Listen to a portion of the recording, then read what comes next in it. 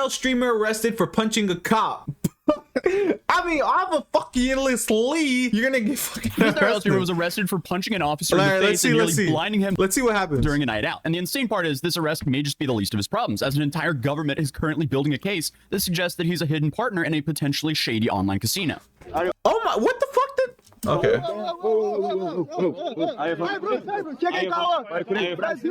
He's drunk with all the boys. Yeah, that's a bad sign, bro. My 21st birthday is coming up, right? I never drink, I never smoked, never did none of that. I don't plan on doing shit for my birthday, all right? Because I don't want to. I mean, I'm blessed. All right, let me not be ungrateful. I'm blessed. I don't party. I don't do all that shit. That's not me. I'd rather get a good workout in. But it's my 21st. No one's more excited for me to drink than my mom. I don't even think I want to drink. I'm scared to see what kind of drunk I am, because people get different types of drunk. What kind of drunk do y'all get? When I'm with the boys, you know, we get emotional together. I like watching sunsets, long walks. All right, so if I get drunk, y'all gotta let me know. Let me know what happens, bro, based off of my attributes.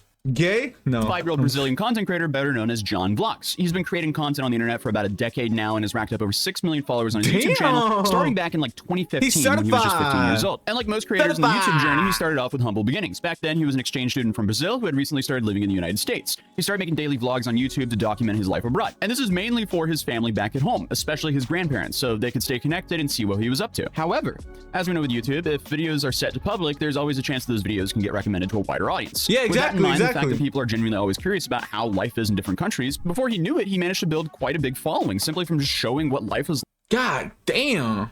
What are you saying from Brazil? Like as a foreign teenager in America. So in 2016, he expanded into gaming content, creating a secondary YouTube. That's fire. A foreign channel where he uploaded videos of him playing Counter-Strike, Clash Royale, and Grand Theft Auto 5. The gaming videos really took off, so he started streaming daily on Twitch, where he still streams to this day. And although now it's mostly IRL content, there are occasions where gaming content still makes an appearance, especially Counter-Strike case openings. If you don't know, you have this aspect of Counter-Strike where you can open a case and get a chance of getting something really rare or just like a common item. These cases, dude, I don't play video games. I can't stand it, bro. Cost money, and it's so weird because I used to always play video games. I fucking read now, bro.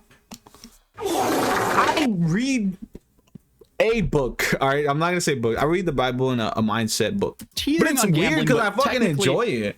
It's like, not I genuinely like at least. And my understanding is Valve gets around that because there's no way for you to actually cash out that money through Valve or Steam. That you have to rely on third-party services for. So it's safe to say the whole industry there is a massive gray zone. And just to give you an idea of how big this is, the Counter-Strike skin market is estimated to be worth about $5 billion. So it might sound oddly specific to be included here, but it'll become more important later on in this video. So today, John Vlogs has over 10 million followers on Instagram alone and over 20 million followers across all of his social media platforms, making him one of Brazil's largest creators. And just in the last year, he's also collaborated with a bunch of other huge streamers, some of which we've covered here on this channel, like Aiden Ross. What's good, brother? What? How you doing, man? How you doing? Good, man. Good. He's that big? What's going on, bro? How are you doing? I have never heard of him. Hey, man, have a seat, man. Like, no disrespect, obviously. Hey, Chad, this is a real... I'll let you introduce yourself, bro. Go ahead. Shit. What's good, guys? John Vlogs here. I'm actually Brazil. But recently, all of John's social media accounts became extremely quiet, and that's because of what happened one Sunday night in Croatia. The incident occurred on the night of June 8th, leading to the morning of June 9th. Gun to my head, I couldn't tell you where the fuck Croatia is, all right? 2025. And this all happened on the Croatian island of Hvar, or Var, I'm not sure how to pronounce that, in central southeastern Europe at around 3 in the morning. The H John and is his friends were silent, partying at a nightclub called Pink Champagne, which conveniently is located just in front of the police station. So when police reports, they started causing trouble inside of the club due to excessive drinking, John's group of friends started arguing with some other guys in the club, channeling his inner tough guy persona by taking off their shirts in the heat of the moment, I guess, which inevitably just completely escalated. Wait, they're taking off their shirts? Wait. No, that looks so gay. Oh well. Played the situation and led to the security getting involved, with one guy in the YouTuber circle even breaking some glass bottles to use as a weapon. So obviously this is just taking the drunk tourist package to a completely new level. The bouncers then tried warning them first, but eventually had to physically escort them off the property. Now, usually that would just be the end of it. You get kicked out of the club, you have friends for some reason who guides you towards your home, and then, you know, maybe grab some late night food, and then you sleep it all off. But obviously you read the title of today's video, and that's not what happened in the slightest. Instead of just calling it a night and going home, the group started shouting at the security, causing an even bigger scene outside of the club. And remember, this is happening in front of a literal police station. I'm gonna be honest, bro. I feel like so many confrontations happen, or like, damn, what is it called? Like conflict happens between like officers, security, shit like that, and random people. Because random people are just so damn disrespectful, bro. I've never been in a situation where like I'm very respectful, right? So if you just cooperate, you're respectful, you never have a problem. But some people just can't fucking fathom that. They have to be disrespectful. They have to have things run their way, bro. Even if they're breaking the law, it's like, bro, you're in the wrong, all right? What the fuck is you arguing about? At 3 in the morning. So naturally, the cops, they showed up pretty quickly. According to one statement given by the police, when police officers approached them and introduced themselves, they began insulting the police officers with derogatory words. Then they completely ignored the order to stop the disturbance. And this is where John decided to do probably one of the dumber decisions of his life, because he allegedly punched a cop right below the eye. Stupid, bro. Why you would do that? That's beyond me. But this could potentially land him with a prison sentence. It definitely ended the night. So at that point, the police understandably used force to hold him down, and John was arrested alongside of 3 of his friends. The officer he assaulted suffered minor injuries, and he had a broken nose, man. When they tested John's blood alcohol level, it came back as a 1.04 Is that grams good? per kilogram, which in context is pretty wasted. Do we use the same system in the US as they do in Europe? I'm not sure, because, you know, we mix up the pounds and the kilos and all that. But if he did blow a 1.04 and at least the US terms, that's crazy. Wait, Hans is editing this video. Yo, Hans, can you check on that for me? Yeah, so it turns out we use the exact same system, actually, down to the measurements of gram per 100 milliliters of blood. And so just based on 5 minutes of research, so the main differences between the EU and the US is pretty much how hard you can ball before you hit GTA 5 stars behind the wheel. And even though when you physically... For some reason, I didn't understand a fucking thing Hans just said.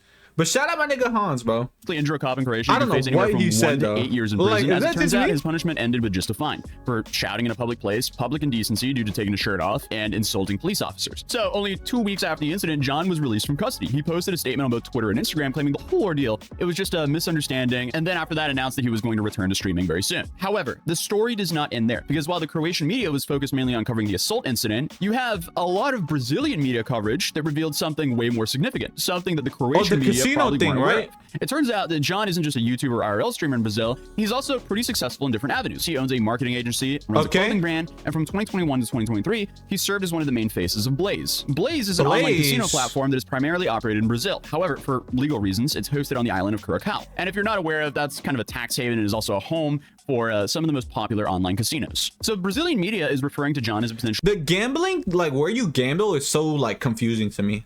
Like, cause I live in Florida and I think it's illegal. I believe it's illegal or something. Cause I went on a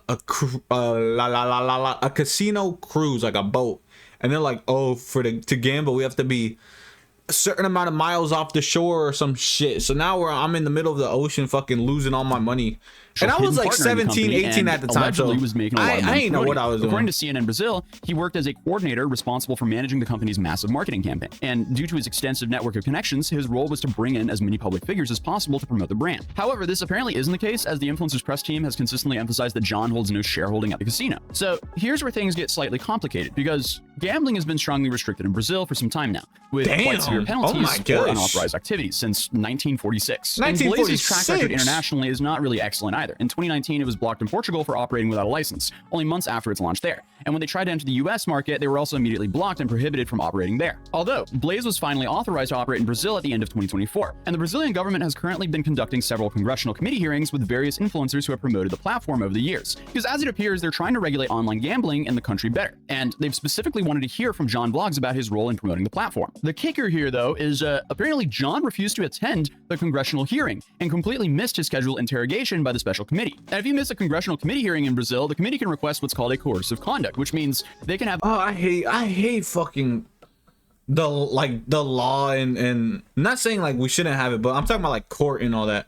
I've been to jury duty once, bro, and I hope I never have to go back to it. That shit was so boring. I was like in there like falling asleep, but I got so lucky that the guy, bro, I waited in there for hours and hours just for them to be like, they don't want to get you guys involved, y'all can go home. And I'm sitting here like, what do you mean, bro? You couldn't tell me that 3 hours ago? The police officer or judicial officer forcibly bring you to the hearing to testify. So, while John might be out of jail in Croatia, claiming everything was just a misunderstanding, he's potentially walking into a much bigger legal situation back home. I was in 18, bro. So I'm one of the only young niggas which in there. I don't think he's going to be able to brush off so easily. Because from my understanding, the Brazilian government can still investigate him for allegedly promoting gambling schemes on social media and profiting quite a bit. Because apparently this was all done during a time where such activities were technically a legal gray area. And that's not even considering the potential repercussions for missing a congressional hearing. I feel like the only thing John has to his advantage here is it in fact was a legal gray area. So that definitely does leave some room for his attorneys to argue. But overall, I mean, the timing that happened couldn't be any worse for John. Around the same time he was supposed to be testifying before Congress in Brazil,